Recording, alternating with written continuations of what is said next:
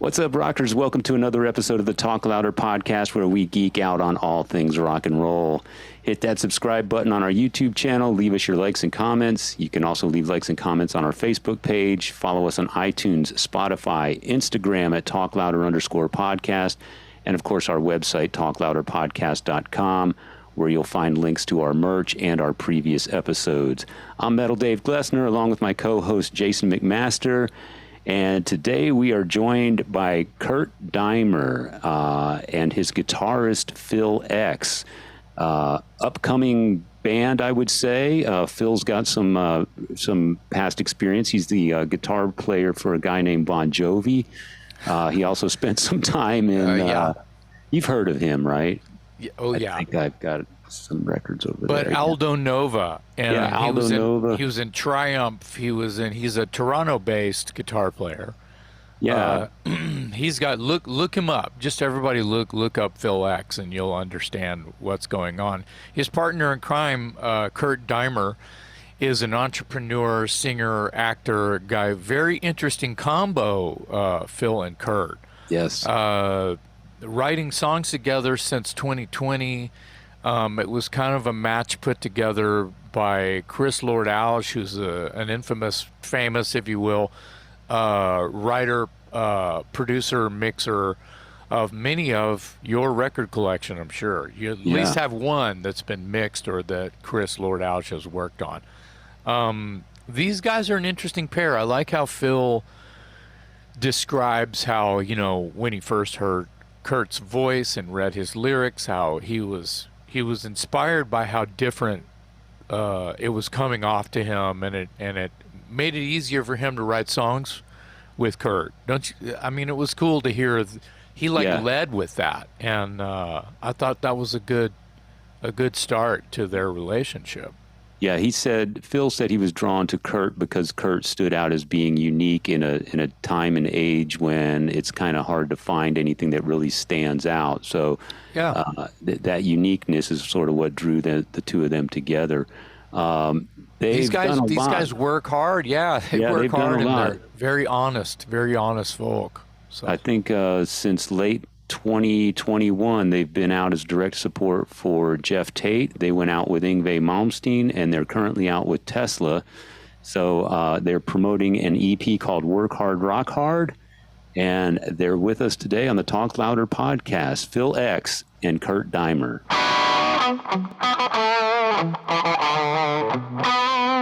Guys, you are getting ready to kick off a tour with Tesla. And, well, first of all, let's go back. How did you two guys meet? Because Phil, I know, grew up in Toronto, Canada, if I'm not mistaken. And Kurt, I don't know where you grew up, but for some reason I have it in my head that you guys are from opposite ends of the world. So correct me if I'm wrong and tell me how you met. It's Toronto, Cincinnati. Yeah, I was born in Cincinnati, Ohio. Okay. Then I grew up all over the country. My father he was in the oil business, and every time he got a new job, I had to move like 11 times before I graduated high school. Yeah. So it was great. I'm an Air Force brat, so I understand. But if I was born in Toronto, Phil and I would have gone to the same high school and graduated the same year. So we're about a month apart. Yeah. So how did you eventually meet? The internet. Really? Yeah. Oh, everybody needs to know. Yeah. We were on this dating thing. I was gonna ask, but hey, you guys hooked up? Yeah. Somebody swiped right or whatever. Well, I DM'd him on Instagram. I said, "Hey, you want to be in a band with me? You look like you're a pretty good guitar player." So that's how we met. Wow. Really? I bought if it was chum in the water, and I dove in. Wow. Yeah, I bought it too. In all seriousness, in 2020, everybody was going nuts because nobody knew what was going to happen, and all my tours got canceled. And I basically was in June. People started making music again. I always have a studio wherever I live, and I do sessions at home, and then upload guitars and get PayPal the next day and stuff like this. So Chris Lord-Alge was getting me some work, and then he said, Chris Lord-Alge is no slouch. Yeah. No. He's an award-winning mixer and a producer now. And he said, I'm working with this guy, man. I really need to make the right moves, and I need you to get on the guitar for this thing. And it was a cover of Cigar. And it was pretty wild. You know, I listened to his voice and I was like, wow, I haven't heard a voice like that before. So in this day and age, it's so complicated and very not common to find something that's unique, because everybody's either doing old school something or new school something that kind of sucks, or everybody sounds the same and nobody sounds different anymore. So that intrigued me, having something, you know, like this could be like a, you know, hard rock Leonard Cohen thing, you know? Yeah, but I get that. But it's just, I played the guitars on it. Kurt listened to it. He kind of really dug it. Yeah. And then we did more songs. And then he asked me to write. So he said, hey man, I'm going to send you lyrics. I'd love you to, you know, do something with it, put some music on it. And then we did that. And then that was the thing for me that just locked it in. It was like, holy shit, we're doing some great stuff. So it's just, you know, to me, music has to be honest. So he would send me a ton of lyrics and I would look for something that I connected to. And then, oh, wow, I connect to this. And then a song was born. And we hit the mark every time, it seems like, you know. It's pretty cool. Wow. So chemistry right away then. What was it about the song Have a Cigar, Kurt? Why that choice of cover? What about that song resonated with you? Well, I had my original writing partner. We were writing a bunch of stuff together that I had taken to LA. Eventually, you know, it had been going on for about a year, and he kept trying to push Pink Floyd cover, and I'm like, oh my God. Well, I mean, I don't know about doing a Pink Floyd cover. I love Pink Floyd, and that wouldn't have been the one I would have chosen. But when Chris heard our little demo of what he wanted to do, Chris said, hey, let me show you what we can do with this. This is pretty cool. You're new, and let me just show you. And I said, okay, well, show me, Chris. Who am I to argue with Chris? I mean, he's working with me on all my other mixes.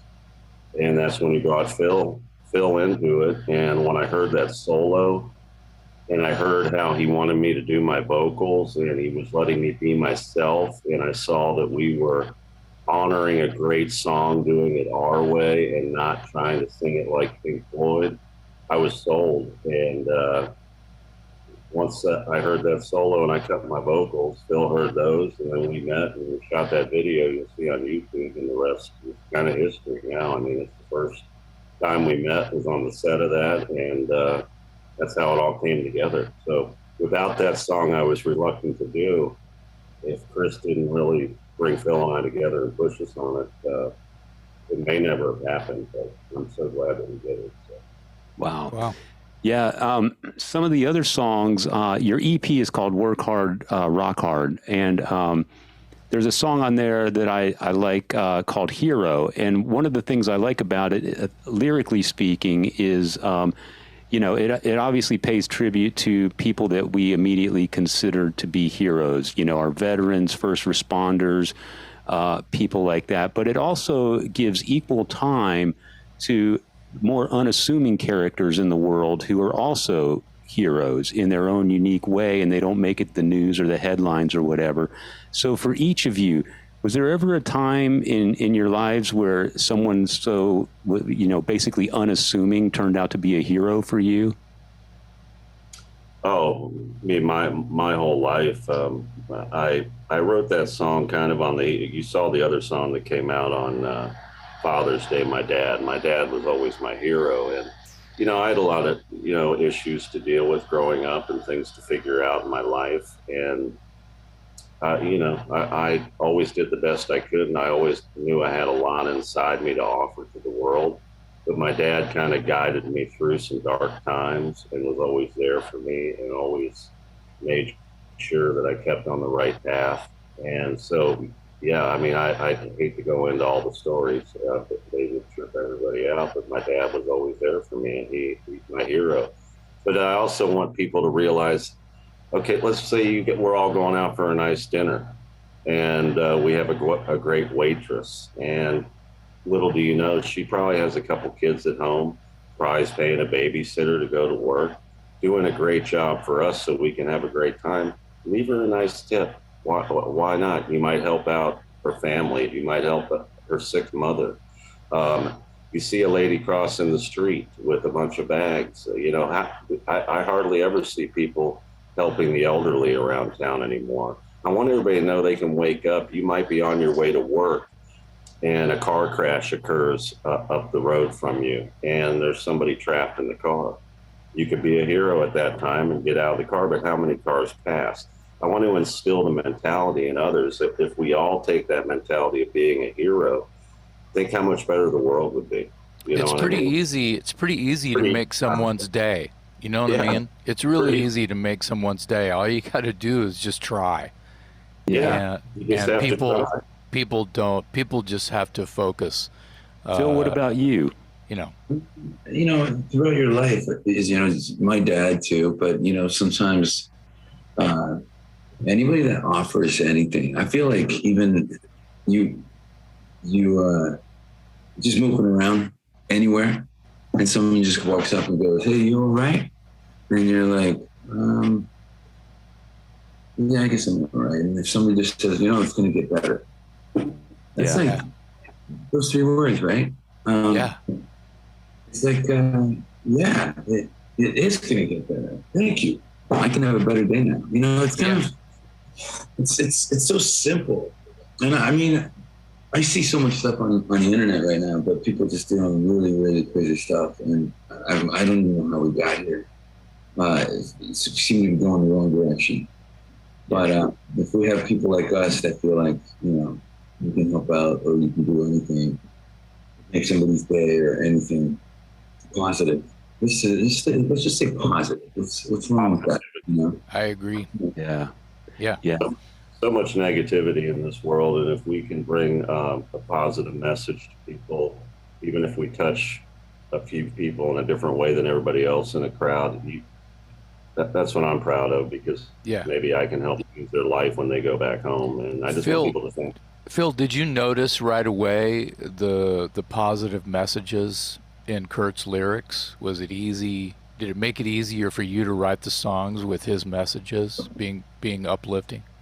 Well, there's a couple that were like, I'm going, dude, you're really angry. Oh, wow. I haven't heard those songs. Well, see, yeah. The first one we did together was back at the school, but I mean, like I was talking about a connection, right? He sent me the song, and it's like back in the day when you went to school before the internet and trolls and the keyboard warriors, you settled stuff in the schoolyard, after school. So when I did that, he did that. So when he sent me a lyric about that, I was like, oh man, I totally get this, and bam, that was. Okay, this song's going to be aggressive, that kind of thing. Yeah. And then there was a couple of other ones.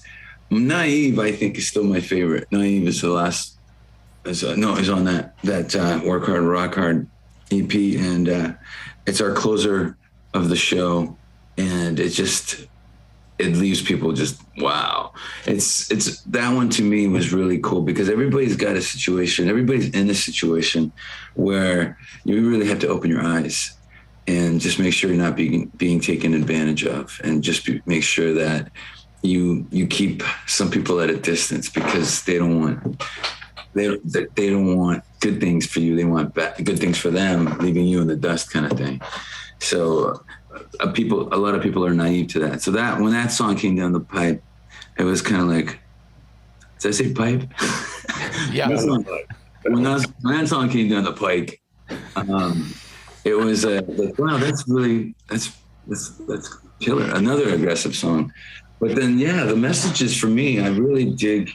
And I feel it live. We've done a ton of shows, and when we do What You're Saying to Me, and Kurt does this little talk to the audience, like, hey, be good to each other and stuff. It's on the record. He does it live.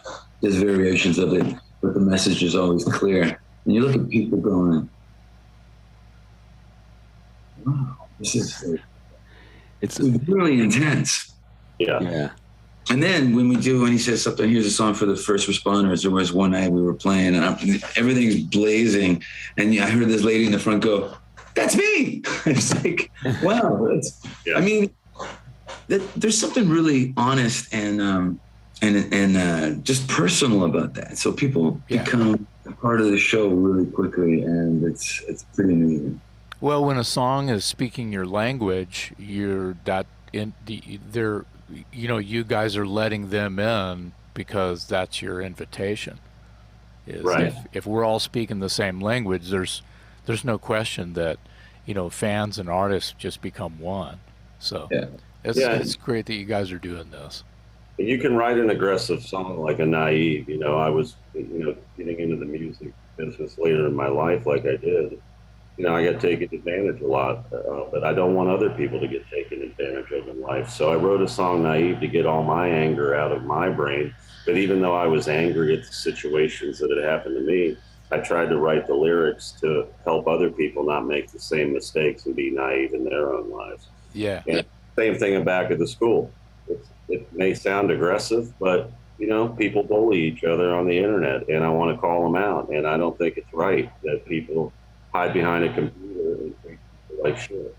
And that's basically what it's about, in a way where a lot of these folks nowadays can't remember back in the day, Back at the School, but a lot of people can. And maybe it'll create a conversation where they might ask their parents or somebody else, what was it like back then, and how can I be? I'm always looking to hear a little tidbit of information and how to help, whether it's impressive or obvious what you're saying. Cool. I want to jump around a little bit. Were you just? Go ahead, Phil. Go ahead. I thought you would actually jump around a little bit. Oh no, I don't have the energy yet. I've only had one cup of coffee so far. Kurt, were you just like losing your mind, cutting a vocal and making a video with Jeff Tate? Yeah. Or were you guys old pals and you guys get tired of each other already, or what? How did that go?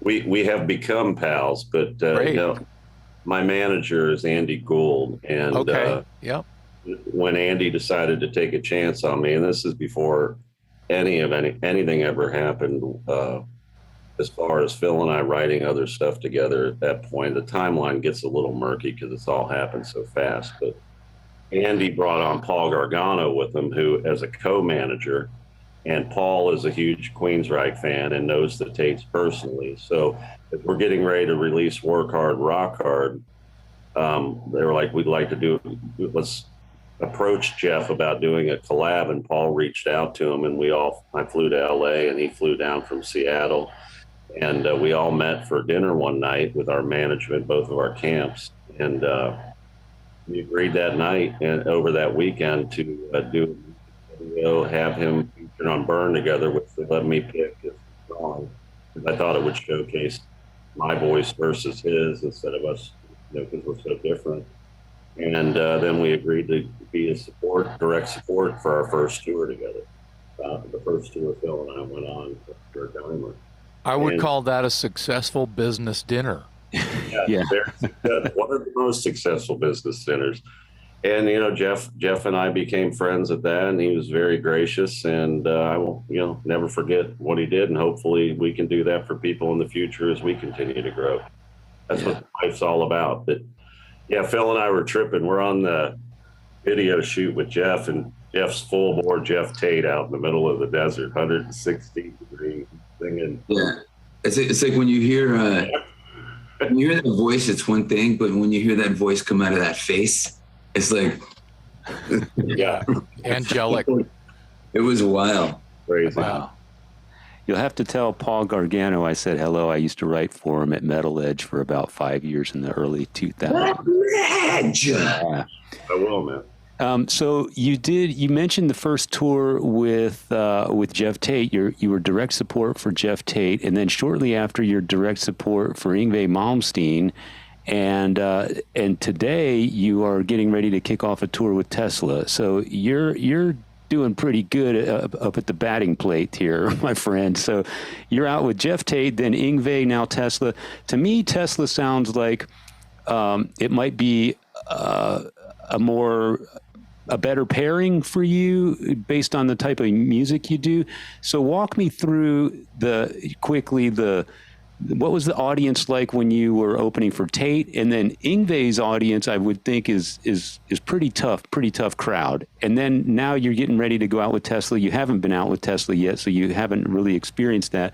But I'm going to go out on a limb and say that you're probably a little more compatible. Take me through those 3 tours real quick and tell me how the audience responded to you. I've been calling Tesla a better fit since we booked it. I'm like, no, that's a better fit.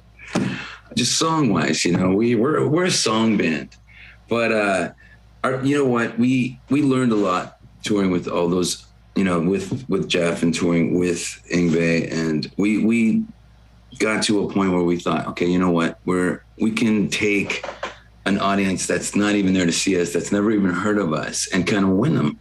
We can win a room with our music, and we started doing that, and person by person, head by head, they started turning in our direction. And then when we were done, they were like, oh, what, you're done?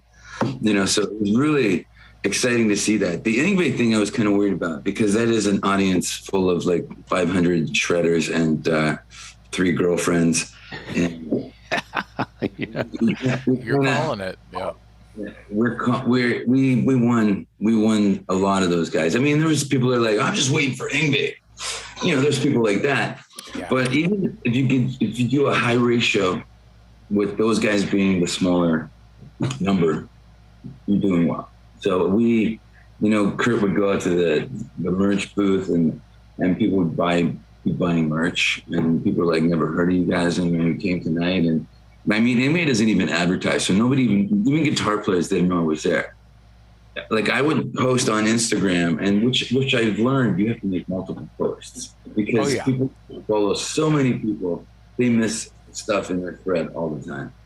So even on the 20th show, people were like, oh, I didn't know you were going to be here tonight. I was like, what the hell does anybody listen? A lot of the problem was on these tours, and a lot of problem that a lot of direct support and other folks are having is a lot of these tours have been rescheduled from a couple years ago. Mm-hmm. And promoters don't go back, and there were signs up for bands that weren't even on the bill on the Jeff Tate tour. And yeah, were we a little bit wondering how this might go with the Jeff Tate? It went great. We converted fans every night. We've grown every time we've gone on tour. Yngwie, that was a risky play, but you're going out with Yngwie Malmsteen. We're building our brand. We're building Kurt Deimer. We're building our fan base. And we went out every night. And like Phil said, I'd go to the merch booth and people would come and go, thank God you were here tonight. What a great night of rock and roll. Because you got to hear a rock band like us that's song oriented. And then you got to see Yngwie. It wasn't 2 Yngwies. It was another rock. You know what I mean? Yeah. Yeah.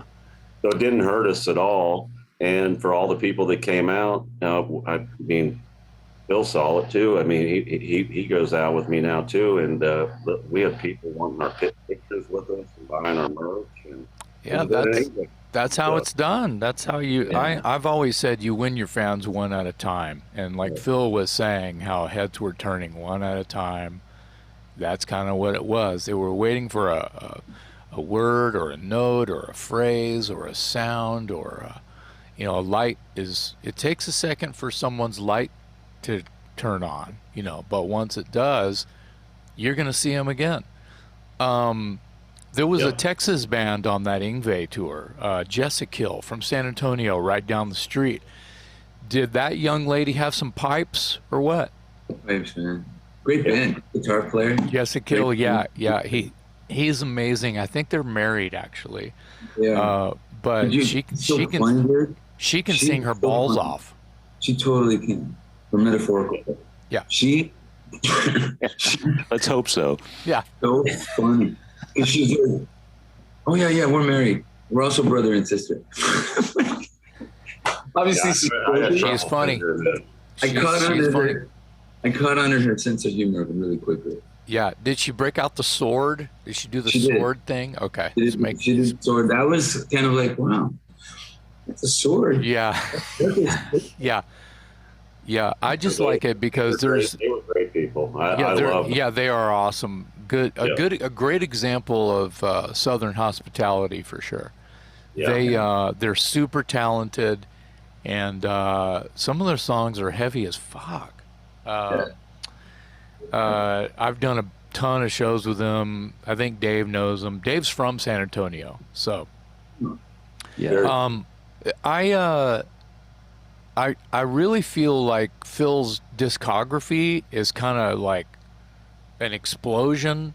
Phil, when I read down through that, I was just like, okay, wait a minute. You were in Triumph for a year? Yeah, year and a half. We put out a record. We played San Antonio. Of course you did, because Triumph is huge in San Antonio. Triumph is huge in San Antonio. Yes. Wow. Yeah. So tell us a little bit about that experience. And you also spent some time with Aldo Nova. And I was curious to know if the Aldo Nova connection is what led to the Bon Jovi gig, because Aldo and That's John true. Bon Jovi go way back. Go way back. He, yeah. I mean, we were on John's label, but John, I don't think I can credit that meeting, because I mean, we went to John's house and I actually played guitar on John's Bernie Taupin, that Elton John tribute song, Leave On. Oh, yeah. And that was back in 1990 or 91. And then, we hung out, and then he got on stage with us in Houston at the Houston Summit, and we played Blaze of Glory. And cool. He also traded verses on Blood on the Bricks, which was our single. Yeah. Aldo. Yeah. John Rogers came on stage with us, and we played All Right Now. And that was, I was a kid. I was like, when you hear Paul Rogers' voice come out of a monitor, it's goosebumps, man. It's crazy. Yeah. But so that was amazing. But I mean, I think down the road, people were like, that must have been the connection. But John meets, you got to think how many people he meets on a daily basis. Right. Yeah. How many bands he works with and stuff like this. And, you're looking 20 years later, somebody put my name in the hat. It was John Shanks. And John's like, that doesn't even sound like a real name. So he called I kept in touch with his brothers, Matt and Tony. So they're like, who's this Phil X guy? And they're like, man, he was in Aldo's band. I don't remember back in the day. And he's like, oh. But then he called around some other people. He called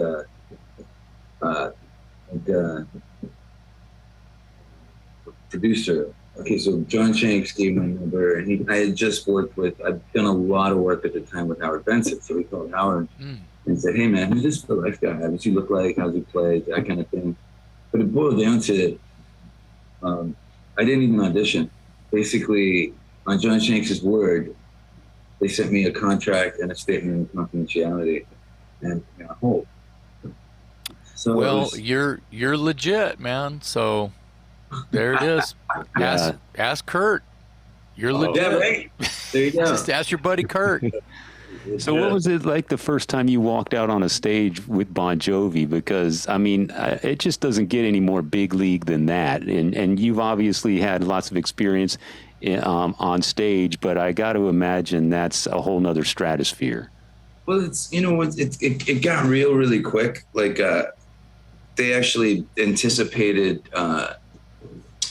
I guess I don't know what to call it. I don't know how to put it in a nice light. They were expecting some kind of funk from Richie at the end of April 2011, and then John called me on the 14th, and they said, hey, I was wondering if you wanted to come to New York at the end of the month and rehearse with the band for a couple of days, and then we'll put you on hold for May. Did you have to check your calendar? I erased everything on my calendar. Of course you did. Yeah. Of course. I was like, I tore the calendar off the wall. I mean, what days? Because I got nothing. So Just to give listeners timeline, were you working with Kurt already at that moment? No, Kurt and I were 2020. That's when. Okay, all right. Yeah. Just giving timeline for listeners and people watching. My other band with my ex-wife was over, and I was doing stuff with my band called Phil X and the Drills. But when you get that call, it's like, you know, and I told myself I never wanted to be a side guy again either, you know. But when you get the call from John Bon Jovi, you're kind of like, wow, okay, this is. And what got real was putting me on hold for May turned into doing the entire month of May in 2011, because when I flew to New York to rehearse with the guys, Richie checked into rehab. On the eve of 13 or 14 shows. Right. So when I landed in New York, it was funny. I got in the van and Tico was in the seat, and I sat beside Tico. He's like, "Hey, thanks for doing this." And I'm like, "Okay." But when we started rehearsing, like I knew we were gonna have a teleprompter, so I knew I could concentrate more on guitar parts and not have to memorize lyrics. Mm-hmm. So I'm reading lyrics and stuff like this, and I'm playing guitar, and I'm just nailing. And then Tico's like, "Who is this guy? Yeah. How you doing this?" You know, that kind of thing. He's the coolest guy ever. Where'd you get the magician to show up and play guitar? Right. So, and then he goes, "What?" John says, "Well, look, Rich is in rehab, so we're doing Jazz Fest in New Orleans on Saturday night, and that's 50,000 people." So that was a good piece of information to be informed of. Yeah. People was like, "Were you nervous?" And I was like, "I didn't have time to be nervous. If I would have been nervous, they would have sent me home, you know?" Right. They would have said, "Yeah, nice try." I just walked on stage and I go, "Dude, you've been playing a thing in your entire life. It's just Bon Jovi songs. Hit it." And then that's what I did. I just went on stage, did my best. And the funny thing was John didn't say who I was. He didn't introduce me or anything until like the encore. So I'm on stage, thinking I'm doing a pretty good job. And but everybody, there's 50,000 people going, "Who the F is that?" Yeah. But it was kind of funny. And then when he did introduce me, I want to thank Phil X for helping me out. You saw 50,000 heads look at their phone and go, "Who's Googling me?" Right. But the thing is, the audience saying, who the F is that? That means you won them one at a time. Well, I mean, that's the job, right? When I'm in the audience and I'm seeing a band and I don't recognize one, you know, let's say my favorite band, right? And I'm like, who the F is that? Because they're fucking killing it is kind of like, you know, that's probably what was happening. I'm just going to throw that out there. Well, you know, it was funny. My wife and I saw Def Leppard one night years ago when Steve Brown was filling in for Vivian Campbell. Oh, yeah. So we were like, and I was like, who the is that? And she was like, "Hey, that's Steve Brown from Trickster." Yeah.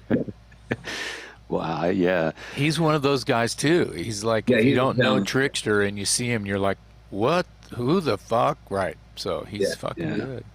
He's good. He's a good well, dude. I like in your discography, I fell out of my chair laughing because of the wording under each record that you have, you know, collabed or contributed or it's your record. The Rob Zombie shit. It's like the conversation you like, you know, legit, you know, Rob, hey, can you play, you know, Brick House with Lionel Richie on Jay Leno? Me, yeah. Okay, but there's a catch. You got to dress up like a zombie. Me, awesome. Or some shit like that. That was fucking funny, man. That's not a catch. Yeah, exactly. It's like, what catch is that? It's, you know, every day's Halloween for Rob. So, but you know what? You got to picture my Greek mother watching me on Leno, and I'm in all this makeup and stuff. And she calls me the next day. She's like so proud that I'm on TV, and she goes, "Why you wear a mask?" Why you wear a mask? I go, "That was 3 hours of makeup, man. Come on." Yeah. That's art. That was a living art project. Well, she had to explain all of her friends at the tennis club that it was part of the gig for me to dress like a zombie. Well, at least she recognized you through all of the stuff, you know. Well, I look more like a blue Shaquille O'Neal because they gave me this, like, I was bald and they gave me this brow, and I'm like, made my nose a little bigger. I'm like, I look like a blue Shaquille O'Neal. Wow, but were you wearing boots? Because are you 8 feet tall? I was stilts. Oh. I was bouncing around, and it's funny because my ex-wife's there in the audience, and we were doing takes, and she's like, "Hey, if you stand 3 feet to the left, of your left, you'll be in the shot more." And I was like, "All right." And it was also the first time, like, we did a take that was, the band was storming the castle. It was amazing, and then there was a girl rapper on the track too, and she kind of got lost. And then I think Lionel got lost coming back in. And this is my first time doing late night television in the afternoon. And I was like, oh. And then at the end of it, somebody goes, "Okay, people, stand by. We're going again in 5." Yeah. I'm like, we get to do it again? Yeah. Because it's taped. Yeah, we could fix it. I was excited. Yeah. Perfect. Speaking of Rob Zombie, Kurt, tell us a little bit about. I've got one last question here. Tell us a little bit about your horror film franchise. You're starting off with the first, I guess, chapter would be Hellbilly Hollow, and tell us where you're going with this. And I love the Rob Zombie segue, because when I hear of musicians doing horror films and trying to make more than one, a franchise of sorts, I think of Rob Zombie. So tell me a little bit about your experience with this whole genre. Well, before I even met Andy Gould, in case you guys didn't know, Andy Gould's the guy who managed Rob Zombie back in the day when he was coming up. He was his original manager, and that's who my manager is now. Decided to share that with all your folks. I was in the Halloween movie in 2018. With Jamie Lee Curtis, the official reboot of the original.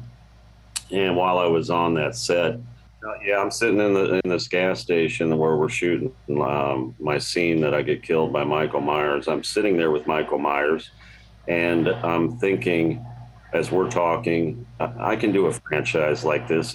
They did this and got the original Halloween, and then all the Halloweens in between, sequel. And I'm going to do my own horror franchise because I really enjoy being on the set of movies. We kind of thrust into that a few years ago.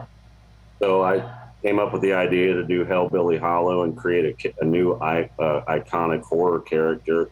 But instead of doing one horror character, we've got 2. So when you see the movie, you'll see that we're like a horror duo. And I am just a complete nutfuck, and my brother is the guy in the mask.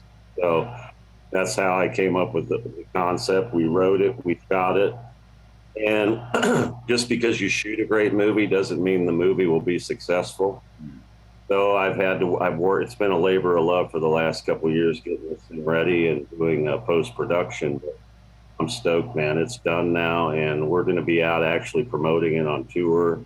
We've got some other surprises coming up for the band, and really tying our band and our rock music to horror is awesome as well. We've got 7 songs on the soundtrack for the original Hellbilly Hollow coming out from Kurt Deimer, and I'm really pumped about it, man. And I'm already getting invites to horror conventions, and the movie should be out hopefully within the next 6 to 12 months, depending on who our distribution partner is. So that's kind of how that all came about. Wow. And I've already written Hellbilly Hollow too. I've written it with my co-writer, and we're presenting that to the studios as well. Kurt, you're also maybe not self-proclaimed entrepreneurial. It's like in your blood. You seem to gather no moss. You seem to have shit going on. As soon as you hang up with us, you're working on something. Yeah. Yeah. Yeah. That's what I thought. I mean, we only live once. Why waste time not doing anything? If I can help other people, I started oil companies in '99, and above my garage with a computer and a dry erase board and a phone. and no distribution whatsoever. And I figured it out. And like you were talking earlier about the one fan at a time, people would go, Kurt, why are you delivering one case of oil up the street to so-and-so? This is back in the early days. I go, one case at a time is how you build your business. That's exactly right. Why would I say to anybody that wants to buy my product? So the same principle, I'm just carrying it over into the music world and entertainment world and doing the movies.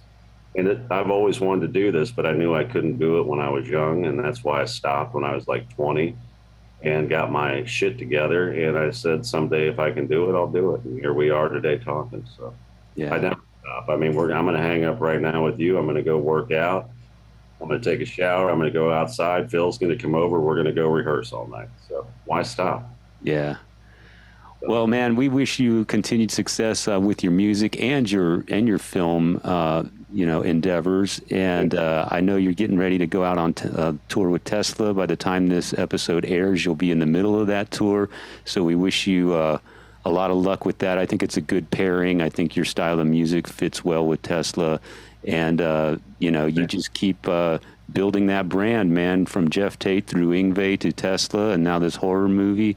Congratulations on all of that, and we wish you well. Well, thank you. You guys coming to shows? I'm sorry? You guys coming to shows?